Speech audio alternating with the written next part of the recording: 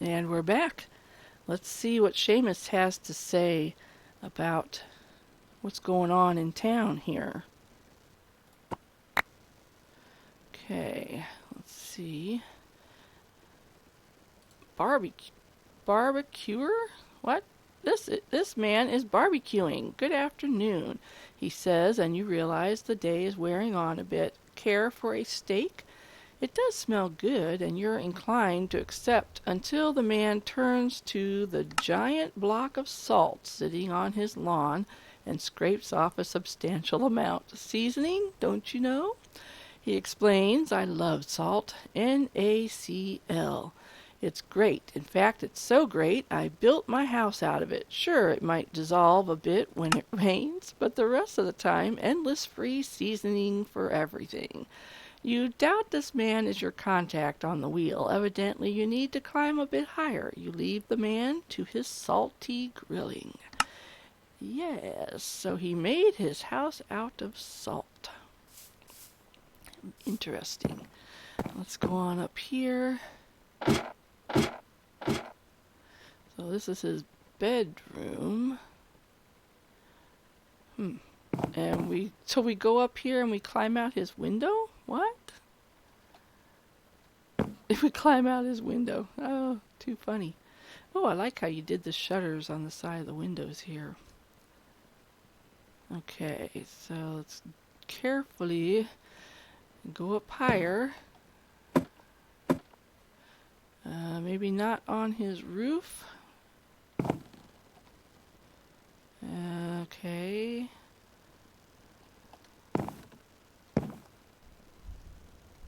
Ooh, I hear thunder. Fixing to get some storms. Okay, what that's a gondola from a transport blimp. Oh, maybe that's why the wheel is not working. Didn't he say the wheel was having some issues? And they were having trouble with it?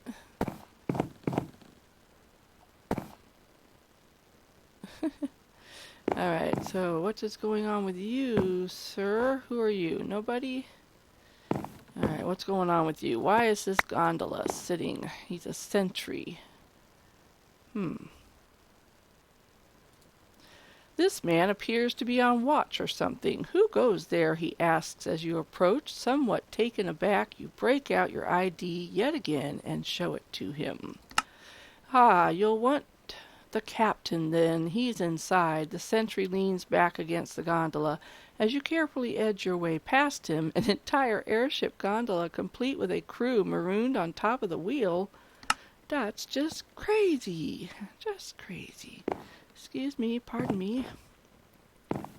Oh, what's in there? Oh, there's stuff in there. Can I go in there? Let's see. I can't see my house from here. Mac 123 fishing pole wielder. Are you sure you know what you're doing with the fire? Fishing pole wielder. That's good. I knew this airship cruise was a bad idea, Mary. Dads are funny. Redstone Weapon Labs employee. And are you? Any names? I ever tell you about the time I sailed on the SS Gloria? Hey, the SS Gloria. Cold Fusion Gaming Engineer. No sense in my going any further along the wheel. Who says?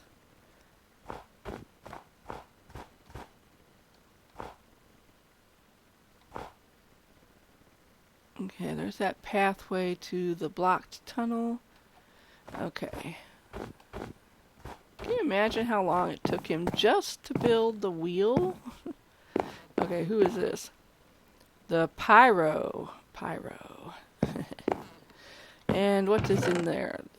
Raw fish and raw salmon. Now, where are you getting that, fishing pole wielder? You've got a long line. Okay, so let's go in and talk to the captain. Alrighty. There's our radio.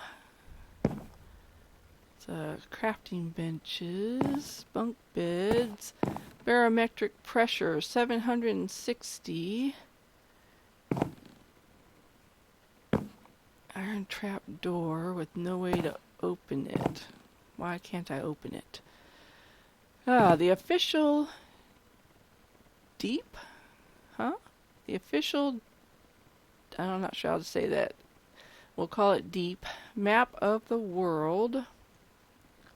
Hey, there's somebody up there on top of that tower. Alright, this must be the captain. Oh, the captain. Transport blimp captain.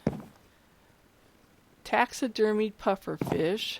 Red herring. Taxidermied boots. Taxidermied lump of coal. Nothing in the chest. Alright, so let's go see what he says. Thank you. The captain. Ahoy there, barks the captain, the Capim. As soon as you enter, who are you? You explain who you are, and despite certain doubts, mention you were dispatched here. Aha, the captain shouts. Would you have been sent here by an agent? He leans across the desk as he says this last word even louder than the rest of his speech, making you recoil. I was, you say, wondering if everyone in this town is certifiably insane. Good, the Capim barks again. I bet you thought I couldn't be called the Capim unless I drove a boat. Well, I don't. I drive an airship, or did before that fateful night 6 months ago when I was flying over the city on a non-stop run from Corona to Altadena. It was a dark night and stormy, and I and my faithful crew and a couple of passengers who aren't important to the story were manning all stations when suddenly, crack! He brings his fist down extremely violently on the table, and now you jump slightly. All of a sudden, a bolt of lightning crashed through the sky. It struck our poor little airship, and the rigid frame balloon burst. We plummeted to earth, and I thought we were all doomed, doomed, he shouts again before immediately continuing. But then a miracle. The gondola struck the top of the wheel and stuck here. We were saved. Of course, we haven't been able to move since, but that's not important either. You're supposed to tell me something, you say, trying to get the Capim back on topic. Aha, the agent, he shouts it again. Said that, didn't he? Well, I'll tell you, but only if you do something for me first. I'm craving fish and chips. Bring me a potato and a nice plain fish. No salmon, do you hear? And I'll tell you what I'm supposed to tell you. Just put them right here in the handily placed storage bin beside me. With that, the Capim turns back to the chart on his desk. This fellow is plainly, completely, and utterly insane, and for a minute you debate walking off and abandoning this case. But it's your duty, and besides, it's only a fish and a potato, right? Oh, I have to give up Vladimir's potato? I probably could go back and get that other potato, but I won't. Alright, well, we know where to find one of the fish, or a fish. No salmon, just a fish. And my potato. Sorry, Vladimir. Alrighty, so let's give him those. So, potato and fish. There we go. Oh, and we got another book from the captain. After going to excessive lengths to obtain the requested potato and fish, you return with them and dump them in the bin. The captain beams. Excellent, now then.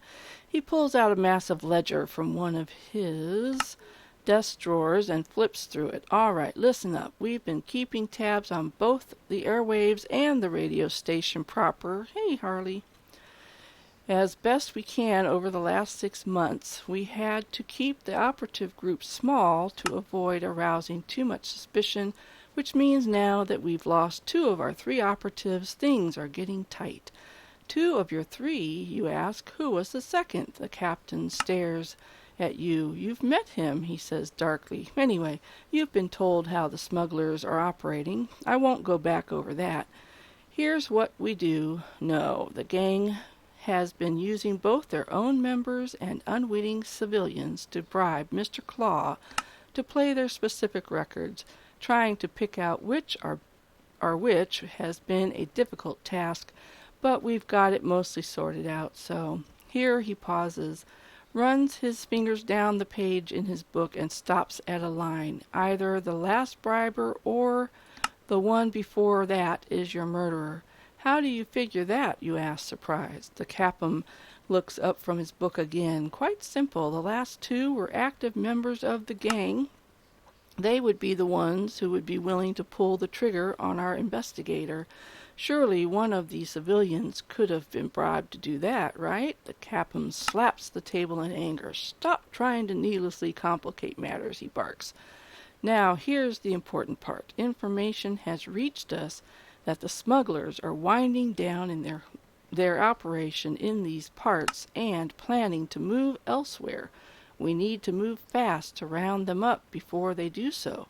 If we can take out the ringleaders on murder charges and misleading the police, he adds, somewhat grimly, then we can nab the rest on basic smuggling charges. So, we're having the local police investigate one of our two suspects. You tackle the second, Mr. Pupkin, short man, balding, middle-aged, works at the radio station, but frequents the gardens as well. Therefore, your duty is to go down the conveniently placed ladder from here, check out the gardens, and then head towards the radio station. That is all. He slams the ledger shut, puts it away, and turns to the fish and potato. The fact that the Capim seems almost sane just now was not lost on you. Why did you have me get that stuff anyway, you ask. Couldn't very well just tell you top secret information without making sure of who you were, could I? He responds. Needed time to check up on you, and tasks like this just insane enough for me to send you on, and besides, to your horror, he now takes out a set of taxidermy instruments and sets to work. They'll look very nice in my collection. You revise your earlier assessment as you go down the ladder. The captain is conclusively barking mad. That's good. Let's see. Okay, we actually probably need to hang on to that book because it talks about Mr. Pupkin. So he's going to taxidermy our potato and fish. And I'm stuck on the ladder.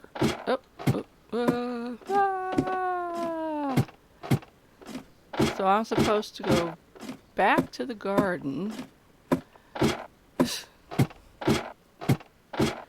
Whew. Alright. Handy, someone has dug a tunnel through the wheel. Yeah, you couldn't have told us that before. Oh, let's see. Blue Sun Carbon Scrubber. Obvious stuff out of the way first. The suspect isn't here. Okay, Harley. Yeah, we're getting rain, and Harley does not like it when it rains and thunders. It's okay. Let's see. This place was supposed to be a source of locally grown food for the city, using CO2 from the air to grow wheat in hydroponic bubbles. Then the funding dried up, and the project died. Okay, so here's our guy with the fire. What are you doing? Oh, darn, you must have got one of them combustible heads. I read an article all about them. Oh, no. So that's a person whose head just combusted. Okay, so these are hydroponic... Ooh, let's get away from the fire. These are hydroponic wheat growing deals. I wonder if we can go up and see...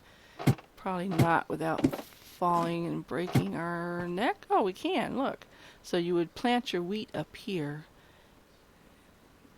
Okay, I get it. Oh, go this way.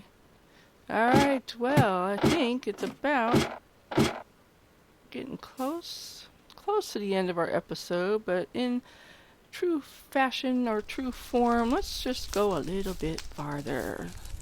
Okay, the radio station's this way, but I should look around first. Scan ID to proceed. The city's first electrical source was set up in this wheelhouse. Interesting. Okay, so we gotta go look around. Should I? No, okay, that probably opens the door. It's not a clue anyway, so. I dig your bangs. What bangs? Okay, I don't get it.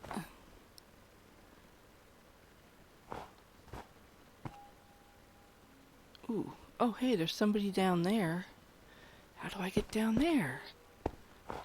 Okay, who is this? Oh, somebody's growing things in the hydroponic dealie. This one apparently is working. Okay, so who are you? No name? No name, but you're looking out of something. What are you looking out of? Alright, let's see what this book says. Possible witness. Yes, because look, they're looking out of a viewer thingy down over there. What do you see over there? Possible witness. This woman is looking through a very boxy telescope, and indeed doesn't move even after you introduce yourself. A district sergeant, huh, she says. Now that's impressive. You investigating the murder? You acknowledge you are, and ask how she knows about it. It's all over town at this point, she says, still looking through the telescope. Most excitement we've had here since a couple of weeks back when we had the attempted murder to talk about. Trying to get onto a relevant topic, you ask if she's seen this Mr. Pupkin at all today. Who, that guy? No. That seems to wrap the interview up, and you see anything at all suspicious, you ask? She shrugs. Not really. Though I guess I saw that DJ from the station, Mr. Claw or whatever, out by the power plant houses this morning. Odd, 'cause he doesn't live out there. When was this exactly, you ask, intrigued. Very early, 5 or maybe earlier. I'd been up here doing stargazing and happened to see him. I saw him again later on the road. He had a couple of suitcases with him. You're sure it was Mr. Claw, you ask? Maybe the Capim and the agent were wrong, and an opportunity to upstage them would be too good to pass up. Well, the second time, the first time it was still dark. I didn't see his face. I only saw that toupee thing he wears, but it must have been him. You thank the woman who keeps looking through the telescope. Mr. Claw seems to have moved out of town, which sounds good and suspicious. And besides, if he wasn't the murderer, as the captain thought, what was he doing coming back from where the murder occurred, as your other witness told you? Seems like tracking down this Pupkin is getting more and more pointless. Okay, that's interesting. So I'm going to hang on to this book. And, let's see, so this possible witness, I'll put that one right there. What is this? Captain telling me to go look for Mr. Pupkin. So I'll put that there. Okay. And now it's got to be the end of our episode. So I will be back and we will continue on looking through the town. And oh, I didn't push that button. Hold on. That button, because that's a clue. There. All right. Now it's time to end the episode. Okay, so we'll put the tower in the background there. So we think that DJ Claw is the murderer, but you know what? He seems too obvious. I'm beginning to think the murderer is not DJ Claw, that somebody was wearing his toupee. But then the question is, how did they get his toupee? So, or did they just buy one that looks like his toupee? So we'll find out. So I will be back in a little bit. Bye.